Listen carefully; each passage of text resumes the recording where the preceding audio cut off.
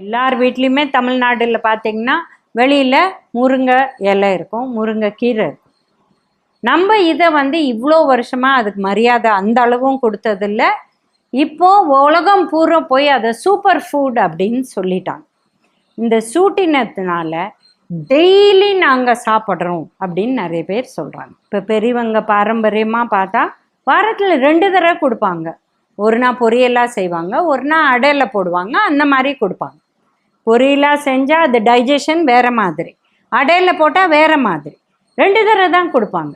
இது டெய்லி சாப்பிட்டா என்ன ஆகும்? இப்போ முருங்கை இலையில் என்ன இருக்குதுன்னு பார்த்தீங்கன்னா ஃபைபர் இருக்குது, அயர்ன் இருக்குது, கால்சியம் இருக்குது, பி சத்து இருக்குது, விட்டமின் பி சத்து எல்லாமே இருக்குது. இதை நம்ம டெய்லி சாப்பிட்டோம்னா நம்ம உடம்புல ஏற்கனவே நார்மல் அயர்ன் இருக்குது. இது எக்கச்சக்கமாக ஆயிடுச்சுன்னா அது உடம்புலேருந்து வெளியில் போகக்கூடிய வாய்ப்பு இல்லை.